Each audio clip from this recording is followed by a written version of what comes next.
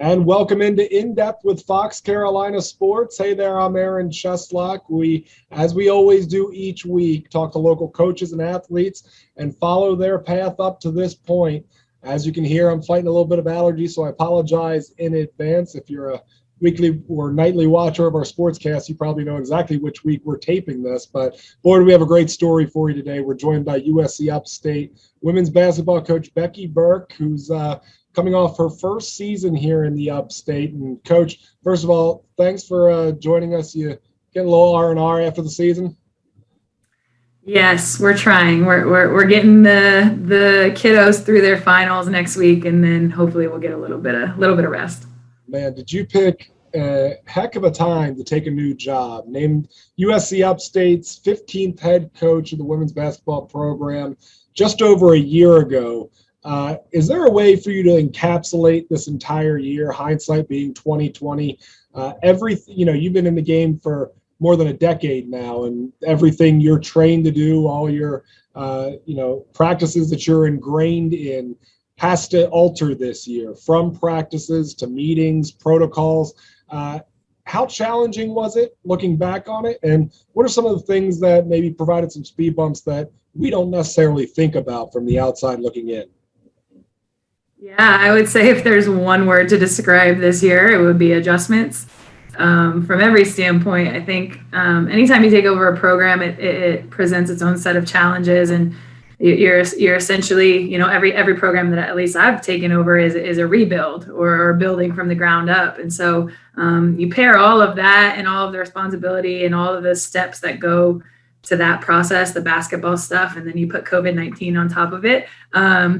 I knew what I was in for before this year, but I don't think you truly understand how tough and how difficult it was or it will be until you're actually in the fire. I think just everything from not getting a typical summer, we came in and we didn't recruit one player in that locker room. And so we come in and we need those hours in the summer. We need that work. We need that time. And we didn't get it. We were shut down every 2 days, it seemed like, this summer just because of COVID. And so not having a solid preseason to get a great foundation, practices and things like that getting interrupted quite a bit early in our season. And I think it's really important when you're talking about taking over a program to start to build some type of chemistry and foundation. And we didn't necessarily get to do that right off the bat. So that was difficult. Just adjusting throughout the year and figuring out how do we find our way through this COVID stuff and how do we find our identity as a team. Like I said, we came in and we had to learn these players pretty quickly, and we had to figure out what our strengths and weaknesses were. And I think we hit our stride there towards the end of the season. We won 4 of our last 7 games. And for us, we wish the season was a little bit longer because we felt like we had just hit our stride and kind of found our identity. And you didn't really have any gimmies out the gate there. You start the season with the Iron Bowl against Power 5 schools, both Auburn and Alabama. You rally for back-to-back wins. December into January, another rough patch, but then some momentum in February, as you were just mentioning. Back-to-back wins over UNC Asheville. Then, in apropos 2020 fashion, COVID rears its ugly head. 4 straight cancellations heading into the conference tournament. It seems like every time you start to get some momentum, as you were just saying, COVID strikes back. How do you handle the mental aspect with your team when, it seems like every time the chemistry is starting to get there and, momentum's going your way, whether it be, inconsistency on the court, but just as much things out of their control off the court. I can imagine that can take its toll on you mentally. Yeah, absolutely. You mentioned we went to UNC Asheville on the road, and we won 2 games back to back at UNC Asheville, who was playing really well at the time, and we felt great about those 2 wins. We felt great about going into the next weekend. Well, that next weekend didn't happen for another month. So, like you said, we had so many games that were canceled, and we hit about a month of COVID, cancellations and pauses and things like that. Not from our end. It was every team that we were going to play ran into an issue. So from the UNC Asheville game, the next game we played was exactly 1 month to the day later. And so if it's going to be a month, you can plan as a coaching staff how you're going to attack that month. But we went week to week, just getting canceled every week. So it was very, very difficult from our staff standpoint, but I can imagine it was very difficult for the players because they're going into every weekend thinking they're playing, and then we end up not playing. So we can't put this month-long practice plan in where we're going to put some new stuff in and build. I mean, we think we're playing every week, and then we just ended up not. We tried to keep it light. We tried to keep it fun. We tried to let them know that this is just, that's what this year is. We have to, again, make adjustments.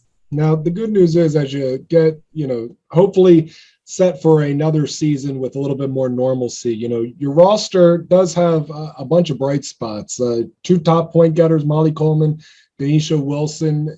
Knowing your pedigree, you probably want to get some more 3-point shooters out there as well. But 3 players and double digits of rebounds on the year, only 2 seniors. So you've got a really good nucleus coming back.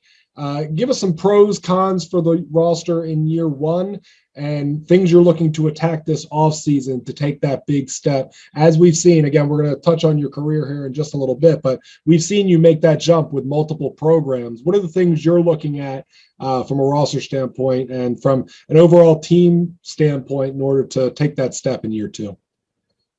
Yeah, I mean, some of the pros from this year, I was just really, really happy with the buy-in from the players. They did everything we asked them to do. I mean, the culture here is a complete 180 from what it was a year ago. And that was the biggest thing for us. Can we change that locker room as much as we possibly can in terms of the culture? And we definitely did. I think the mindset is different here, the mentality, all of that. But coming in, I mean, we knew from a talent standpoint, when you look at that stat sheet, we just knew we were going to fall short. And we knew that our talent wasn't the caliber that we needed it to be.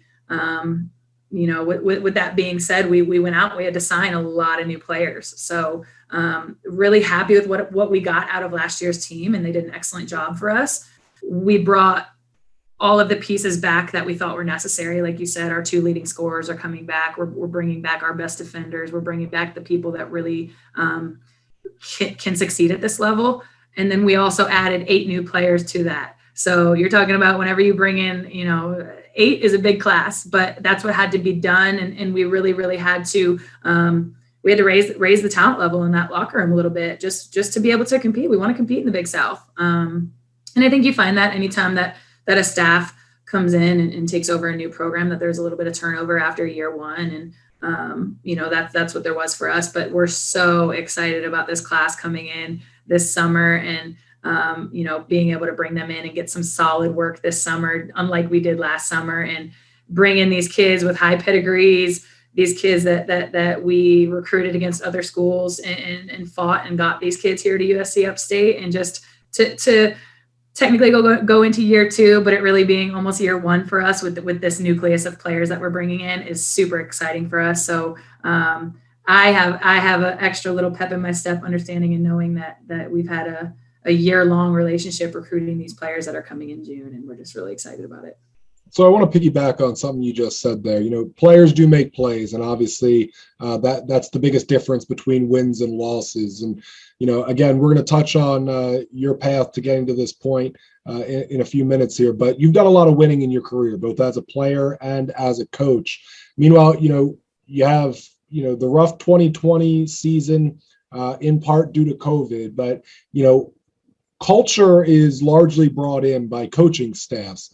And, you're taking over a USC Upstate program that hasn't had a winning season since 2015, 2016. So how do you go about getting it drilled into your players' minds that this is what you have to buy into? And you said that you saw some of that in 2020, but, it seems like a very daunting task to take something from, I don't want to say ground zero, but, you're not having winning seasons to get it to the point where you're used to being. And again, we'll touch on this in a minute, but we've seen you do it before. Yeah, it's very, very, very hard. It's difficult. And the consistency has to be there every single day from the coaching staff. It's the reason I hired the people that I hired, because they have experience doing this as well. But the accountability, the things that we expect, our expectations, our standards, our demands on the way that we do things from the second they walked in that locker room this last summer to the second our season was over, they are what they are. We don't allow certain things on Monday, and then on Tuesdays and Thursdays, they don't have to do those same things. It is a constant every single day holding them accountable to the standards and the expectations of this program. And it's exhausting because I don't always want to have to worry about if their shirts are tucked in. I don't always want to have to peek my head in the gym and make sure they're out there at the exact time they need to be out there. But those things have to be done that entire first year to have them understand and know that we're not playing around here. This is how things need to be done. And if you can't do them the way that we're asking you to do them, this probably isn't the program for you. But the accountability and the consistency of holding them accountable, it's easy for me to go in there and just let things slide, and it takes less effort from me. But I can't let that happen. I can't let that happen, not for one day. So I think it starts from the top down, and it's the way I've done it everywhere I've been so far. The only thing about taking over this job was everywhere that I've been so far, I've taken some players with me, or I've been able to, there's been some empty scholarships where I've been able to bring some players in. And in my first year, this is the first time I've taken over a program where I did not recruit one player that I coached this year. So that presented its challenges, but it was also fun. And we wouldn't have traded one player in that locker room in terms of the relationships we were able to build and things we were able to do. But like I said, at the end of the day, we didn't have the talent to win some games, and that's what it comes down to. Well, I think you did make some big strides there, and there are, as I mentioned, certainly some bright spots on that roster. Before we put a bow on 2020, because you've been, on a national stage multiple times in your career, I wanted to get your take on the status of women's basketball right now at the collegiate level. As we got into the tournament, we saw some glaring inconsistencies with a couple pictures that went viral with the facilities with the men's tournament versus the women's tournament. I'm curious your take on, after the women's tournament wraps up, and there seems to be a lot of momentum with some newer fans paying attention to the women's game because of the great matchups we had in the regional finals, the national semifinals. Moving forward, there was just some great basketball on display, capped off with the championship game, which was another thriller. What is your take on the women's game right now, and what needs to be done to put it even more in a national spotlight? Because I think, just from my perspective, that the excuses that we hear a lot of times that, it's not a revenue sport and yada, yada, yada, I think the eyeballs will be there if it's promoted the right way.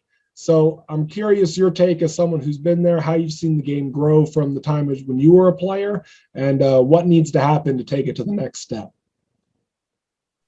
Yeah, I think I was blessed enough to play at a university in Louisville that we were averaging 10,000 fans every night. We were on the national stage. We played on ESPN once a week. I mean, we were blessed at Louisville, and we were treated the exact same way that the men were, and we had everything, if not more than they did. And that's a testament to the administration there and the coaching staff there and the way that they do things at Louisville. But on a national scale, ever since I graduated and where our game has come since then, I mean, it's completely different. And I think social media has a ton to do with that. I think it's bringing things to light. I think it's exposing certain things. And I think it's also exposing the positive things that our game has to offer. The more parity there is, I think, I could say this because UConn beat my butt every single time we played them during my career, but to see other teams up there and not just it be UConn every year, to see the Louisvilles, the Baylors, the Notre Dames, the Texas this year, the Arizonas. I mean, to see other teams be competitive. I mean, that's what people want to see. They want to see good basketball games. People used to say, why is UConn the only team on TV beating everybody by 50? I mean, I'm a women's basketball coach and I don't want to watch that. So I think the more competitive our game gets, the more parity there is, the more schools that start to come up and be on the rise and compete for national championships. That's all. People just want to see good basketball, and women's basketball is good basketball. They want to see competitive, good basketball. And like I said, from a social media standpoint, these young ladies, the platforms that they have and how they're using them. I mean, credit to them for what they're doing for our game. And you talk about Twitter, Instagram, TikTok. I mean, you talk about all these things where you're seeing our game grow. I think it's excellent. And I only see it going up from here. And I am glad that some of the things got exposed, you know, that we have to deal with as women's basketball players and coaches and things like that, because they do go on, they do happen. And not everybody gets to see that, but when you're a part of it and it happens to you, you only wish that things would get corrected, and it seems like they are. Well, you touch on a good point there. I do think that women's basketball at the college level certainly did suffer kind of the same thing that college football is going through right now, where, it was only UConn for a while, similar to it was only Alabama for a while, and then it's kind of gone into this 6 to 8 team range that could really win the whole thing. And as the talent, as you mentioned, gets spread out more across the country, I think the competition level will only increase, which is a good thing for any sports fan. More sports is better, right? So we want, men's or women's, we want as many great games as we can get, certainly in basketball season. All right, let's go back in time here with you. You're from Pennsylvania, stellar high school career, 4-year standout at Louisville. The resume is pretty impressive, Coach. 3 NCAA tournament appearances, that championship game in 2009, as you mentioned, lost to UConn, but there are a lot of women's hoop stories that end that way. A return to the Sweet 16 in 2011. You led the team in scoring as a sophomore and three-point percentage as a junior. You rank 4th all-time in threes made. A lot of great moments standing out on that resume. What's the thing that you think of most when you think back to your time at Louisville? I mean, the obvious, the Final Four run my freshman year. And I think the craziest part about that is as a naive little freshman, you think you're going back every single year, and you think, man, like, we'll just be here again next year. And that's not the way it works. And so in hindsight, looking back on that journey and that NCAA tournament run, and the fact that we were the first Louisville team to ever do it. Now they go to the Final Four every other year. So everybody expects it, but we were the first team to do it and help build that foundation there. So I think that was really special for me. And all the big games, the sellouts against UConn, playing Tennessee, all the trips we took. I mean, everything that you're able to do at that level at a top 5 program like that, you're just extremely blessed to have those experiences. What was since you were playing in the heyday of UConn, what was it like knowing that, you're better than 99% of every team out there, but the aura of UConn coming into a basketball arena? What was it like facing that, certainly on the biggest stage there is? And what do you say to get your team, hyped up going into? Because, you just got to keep it close and you'll have a shot. But that just seems for so many years so difficult for teams to do. Yeah, I know UConn's been really good the last couple of years, but like when you talk about that, like 2008 to 2012, for how good they are now, it was on another level. Like, it was crazy. Like the starting 5 that started against our team in the national championship game, like that might arguably be their best team ever, And so especially in the national championship game, we had already played them 3 times that year. So we played them at home, we played them on the road, and then we played them in the Big East championship. So we'd already played that was the national championship game was the 4th time we played UConn that year. And so going into the national championship, you've lost your other 3 times against them, but you feel like anything can happen, truly. Like, this is the national championship, anything can happen. And that's just what we kept telling ourselves. It didn't turn out the way we wanted it to, but we never thought going into the national championship that we didn't have a chance to win. Because it's the biggest stage, it's the biggest game. There's 2 teams left. Why can't it be us? And we weren't even supposed to be there. So it was awesome. And we truly, and it didn't go into that thinking we were like the underdog or we were going to lose. We were like, this is a coin flip. Anything can happen. It's the national championship. And, we went out, did our best. And that team, I just mind blown looking back on it, that how good they were. Yeah, you see it in all types of sports, just the other great teams that just happened to play in an era where there was a dynasty going on. There are a lot of stories that end up like that. All right, so let's move on to your coaching career. You start off in 2013 at Cal State Fullerton, director of basketball operations, get an assistant job at St. Joe's in 14. 2015, you start the women's basketball program at Embry-Riddle Aeronautical at University of Arizona. All right, I deserve a gold star for nailing that one. 2018, 2019, University of Charleston in West Virginia, which is D2.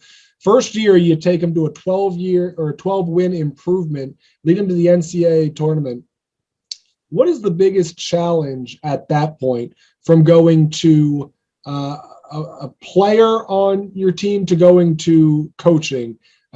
I got to imagine just not having the control of having the ball in your hand to make something happen has to be just a tough thing to get over. You know, we heard, way back when Michael Jordan having that issue when he first started being a GM. When you have, great basketball players trying to turn into a coaching type perspective, I can imagine that would be tough to verbally instruct versus just physically doing it. Yeah, I mean, I started my career, I got my first head coaching job at 23. I really wasn't that much older than my players at that point. And so to me, it all comes down to teaching. That's what as a coach, you're a teacher. That is so much of what I love about the coaching side, is that I get to teach and I get to break down and I get to really, really show them how I want it done. But not only that, but I have to explain it why. I think being a young head coach allows me to still go out there and do it. And so I could pull them to the side real quick and actually show them how to do it, which is a benefit I have right now. I don't know how much longer I'll have being able to do that. But I think of myself as a teacher right now. I'm very detail oriented. I think about it from a standpoint of when I was a player, how I understood these concepts the best. And I try to put it that way for my players. So my playing experience has helped me teach my players, because there were certain things my coaches would say to me that I really wouldn't understand, or I wouldn't catch on to it very quickly. And then there was ways that they put it, and there was things that they did where I was like, oh, okay, I get this. I understand it now. So I use everything that helped me as a player, and I try to help my players with those same concepts or strategies or things that help me. So just putting my playing shoes on while teaching the game has really helped me get my players to understand, defensive concepts, or offensively spacing, details, execution, things like that. But I'm so detail oriented and high level of detail and execution and just every little thing. I like to kind of micromanage, because I think everything's got to, when you're building from the ground up or rebuilding, you're tearing everything down and you're starting from scratch. So you might think we're at a middle school practice for the first 2 weeks. Well, we are, because they need to be retaught everything, our way or my way. And that's what we do. We do it from the ground up, from the very, very basics, but very, very attention to detail and specifics of why and how we do everything that we do. We're doing some of that as an upperclassman at Louisville, where, maybe that's where the spark kind of hit, where, maybe I can be on the other side of this thing, and maybe that's my calling. Yeah, I think I always thought of myself as one of the leaders of the team, just because for 4 years, I played a lot of minutes. I had a lot of experience. So especially as a senior, when you have a young team, and I was the only senior on our team at that time. So yeah, definitely starting to teach and starting to kind of get my coaching hat on, probably without even knowing it. I definitely think that happened. When you think about all those stops that I just listed, where do you think you made your greatest strides as a coach? And maybe, the moment where you realize that, this might not just be, I'm not sure when you decided that coaching was going to be your career, but was there a point where you said, okay, I can hang, I can do this, full time and permanently moving forward?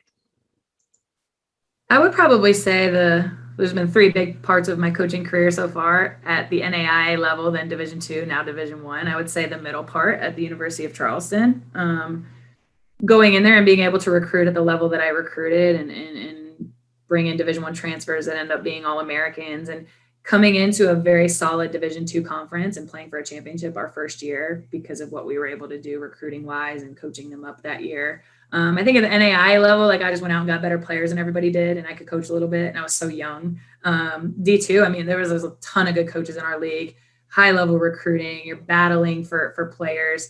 To do what we did in 2 years there, and this past year, I mean, they played in the Elite Eight this year. So that was very difficult for me to watch here at USC Upstate while my team's playing in the Elite Eight at Charleston. But I think it's a testament to us leaving it better than we found it. I learned so much in my 2 years there. And I think that was probably the most growth. But this last year, and not from a win, we didn't win 25 games, but I probably learned more in this first year here at Upstate than I have in my previous years combined. In learning how to lose. Not that I ever want to be okay with it or ever like that be something that I settle for, but I've never done it. I've never lost. I've never had to come in here after losing 2 straight games into my office. It's never happened to me before. So for this year to have to do that, I think I grew so much as a person and as a coach too, that I think is only going to help when we play for an eventual Big South championship here.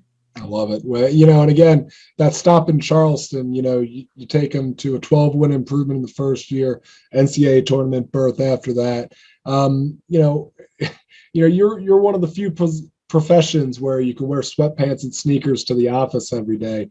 I can only imagine that only helps the juices continue to flow as you get into a practice. Do you have a hard time not getting out there and just light it up from 3-point range? I imagine you're still deadly from beyond the arc, only a few years removed from your playing career. Yeah, there was actually a few practices, like we went through a rough stretch, or like when we get back from Christmas break, like I probably practiced the full 2.5 hour practice. I probably did that 3 or 4 times this year, like literally hopped in every drill and practiced, because I think it's important for them to see a different side of me. I think it's important for me to hop in there and just mix it up a little bit. The first thing that goes is your handles, the dribbling. That's the first thing that goes. My conditioning's still pretty good, and I could still shoot it pretty good. So I believe it. I without question believe it. All right. So, you've been all over the country at this point. What has stood out to you about the Upstate, the Carolinas as a whole? Obviously you've only been able to experience so much of it due to the pandemic, but the notions that you had coming into this area versus living here for just over a calendar year. What are the things that you love, and maybe some of the things you didn't expect? Yeah, I've spent my life since I graduated college, like moving every 2 or 3 years. And so I've been all around the country, like you said. I love it down here. I love the South. I love the weather. I think Spartanburg has so many like little hidden gems and like hidden little areas that I see something new almost every weekend, that like a little place that I haven't been yet, or a little shopping center, or a part of town, or like some beautiful hiking or something like that. So I think you see the main parts of Spartanburg, but I think there's a lot of little hidden parts within it that are awesome. Traveling this year in the Big South Conference, seeing different kind of cities and areas and places that schools were. There's a lot of beautiful campuses, but I think we have an exceptional campus on top of a really, really, really great city too. Because at the end of the day, when you're recruiting, I mean, these players don't just stay on campus. They go outside and they want to shop and they want to have a social life and they want to have fun. I think Spartanburg, you get the best of both worlds, to be honest with you. So to me, this is and I said this on my interview, like this is a place that you can recruit to. And when I took my interview here, I put my playing mindset on, and I said, if I'm an 18-year-old kid walking this campus with my parents and driving downtown Spartanburg, is this somewhere that I would want to be? And the answer is yes. And so I've loved it here so far. I feel like there's a lot more for me to see and experience, but I plan on doing that over the next few years. Yeah, who wouldn't want to come and have Coach Becky Burke just demoralize them on the court when she's just throwing up J after J in their eye? That sounds a great deal there. Look, as a guy who played in high school as, the 9th guy off the bench, can't shoot outside of 10 feet, can't dribble, but I will lay a pick like nobody's business, and I'm good for the shocking jumper and 4 quick fouls in a solid 8 minutes of play. I was the goon. There you go. But I love it. I do love that game. I heard through the grapevine that you're getting married here in a few weeks. I am May 22nd, so we're almost a month out. I'm very excited. Are you excited? Are you anxious? Are you nervous? How does this compare to going into a national championship game against UConn? I'd imagine one similarity is you don't want to trip in either situation. I'm curious as to what's going through your mind right now. I've been there, man. I'm very anxious and excited, but I think if you asked me like the moment where I'm running out of the tunnel for the national championship game, and then the moment I'm about to walking down the aisle, I probably will want to puke. And then the moment where I ran out of the tunnel, like I was fine. So I think this is a way bigger moment for me than any basketball moment for sure. But I'm super excited. Yeah, it's good stuff. We also went behind your back and asked for some inside information on you. That's a question about your freshman season at Louisville. You were a late signee, and you show up at your first pickup game, and nobody knows who you are. And allegedly, you go out there and drain every single shot that you took and immediately started talking trash to all the upperclassmen that were out there. Thoughts? Yeah, that is an accurate, true story. I mean, I think you go out to your first open gym as a freshman and you want to you want to show everybody that you belong there. And this is why coach signed me and all that type of stuff. It was just us. It was just the players. Coaches weren't there. It was like a night session, open gym. I was late to campus. I got there later than everybody else did a few weeks later. And I just showed up. I just played my game. And I tell everybody that comes here to play for me, you got to have a little bit of me and you for us to be able to relate to each other. I coach with kind of that same little bounce and confidence that I had as a player. And not in a cocky, conceited type of way, but you got to have some confidence to come here and play for me, because I hope that would rub off on my players and my team. But yeah, you knock down a few shots. I'm okay with you holding that follow through up for a couple extra seconds. I'm good with that. I'd kill to have that experience where I can hold up that follow through and know what. Where does that swagger come from with you? Because it's oozing off you. I'm curious. Was it the upbringing? Was it competition when you were a kid? Where does it all start from? Oh, I think I'm one of the top 1% of highly competitive people on this planet, just in anything that I do. Take basketball out of the equation. I'm gonna eat my dinner faster than you. I'm gonna mow the lawn faster than I did it last week. That's just who I am, and to a fault sometimes. But I had 3 brothers growing up. That probably has something to do with it.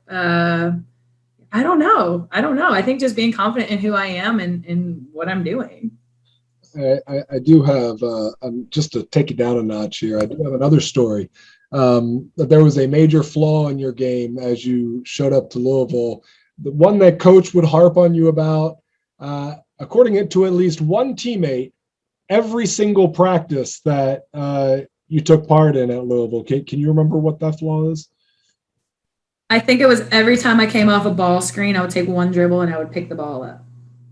And I think I would be correct in saying that because it's never left my memory ever since then. But I will say, I think that was a year-long thing, my freshman year. And then I finally was okay, I'm going to listen to my coach and I'm going to stop doing that. And then I became a better player. So that would definitely be it. They called me one dribble pickup was my nickname because I just did it every time I came off a ball screen. But something clicked. I decided to listen to my coaches and I got better. And I use this as a teaching tool as a leader of young women that yes, even these whole old habits you can break. All right. So I don't know it's going to click for them. Eventually it will if you keep coaching them, because for me, I don't know why, but it just eventually one day it clicked. So I got a couple random questions that popped into my head that are very, very important. If you're sitting at home and you're not a 35-year-old out of shape sportscaster and you just want to get really good at something, one particular thing, you obviously are one of the best three-point shooters in Louisville women's basketball history. Some general pointers of how to go about doing that? Because I imagine you were, like the scene out of Hoosiers where you're just sitting there in a dirt court, just shooting day in, day out. The amount of practice that has to go into getting that particular part of your craft down to a science. Can you just walk us through that a little bit? Hours and hours and hours and reps. That, like the saying, like you can't cheat the grind. Like that is 100% accurate. And it's funny, like you mentioned that, and like perfecting like your craft, no matter what it is, and the amount of hours and the amount of commitment you have to have towards it. I think that was one of the biggest challenges that we took on this year, was getting our players, they never had to go above and do extra here because it wasn't, required or expected of them. You never had to ask me to go in the gym. I was in the gym because I was very, very self-motivated and I was a competitor. And we found out this year who our self-motivated competitors were, because they were the ones we weren't asking to get in the gym. We tell them that this is how you're going to be great, and then they go do it. Having a shot chart up in the locker room. I mean, you didn't have to ask me to get the most shots on the team. I was going to get the most shots on the team because I wanted to be the best, and I'm a high-level competitor. And so that's the stuff that we battled this year, and we really, really saw who bought into that and who's going to spend the time in the gym to perfect their craft. But you cannot cheat the grind. There's no shortcut to it. You're not going to become a better shooter overnight. There's a couple kids coming back next year for us that have to improve their 3-point shooting percentage. You're not going to do it when you get back in August. It's going to happen from the moment we lost our last game in the Big South tournament. So the day we start our first practice, that's when the improvement is going to come over months and months of your body of work and your consistency. So there is no shortcut. There are no shortcuts, and it's just a lot of work, a lot of blood, sweat, and tears. And you either are self-motivated and a high-level competitor, and you welcome that challenge, or this is a hobby for you, and this is definitely not the place for you to play if that's the case. Well, I do gotta interject for a moment. They gotta have some talent too, because I tried to do the Allen Iverson crossover for a large portion of my life, and I have turned my own ankle more times than I care to admit. There's some rough times growing up there in the mean streets of Baltimore County. I got to ask you, you're a Pennsylvania native. As we wrap up here, there's a very important question that could, start a lot of controversy. Sheets or Wawa, and why? Don't tell Dakota McCon, our freshman, that I said this, but Sheets, because she's from Philly. I'm from Northeast Pennsylvania, so I'm outside of Philadelphia. She is like a Wawa ride or die. She probably owns stock in the company. I am such a Sheets person. Literally half of our conversations have to do with if Sheets or Wawa is better. And the answer is 100% Sheets. It just is what it is. So that's not the weirdest thing in any state, that there's a legitimate rivalry. And this is coming from a kid from Baltimore that, my job prior to working in South Carolina was in State College, Pennsylvania. So I was surrounded by Sheets. Altoona was a short trip down where I believe Sheets started, but I married a Philly girl, and she is diehard Wawa through and through. It's got to be the weirdest rivalry of any state I can ever imagine. It is, but there's honestly no comparison. So I don't understand the rivalry. There can't be a rivalry if one is so far superior to the other. So that's my opinion. You're going to tell you that I'm on Team Sheets too, so I'm not going to correct you there. There you go. Becky Burke, I certainly appreciate your time. You're doing fantastic things there at USC Upstate. And again, I watch Spartans women because I cover them, but they put together a pretty good basketball team out there, night in, night out. So if you haven't checked them out yet, I certainly encourage you to to check them out in the upcoming season. Again, thank you so much for joining us here on In Depth with Fox Carolina Sports. Much success to you going forward, and hopefully we can get you back on here sometime down the line, maybe when the season's starting to come up. Thank you so much. It was fun. All right, head coach Becky Burke of the USC Upstate Spartans. Thank you for joining us here for In Depth with Fox Carolina Sports. We have another great guest coming up for you next week. Have a great night.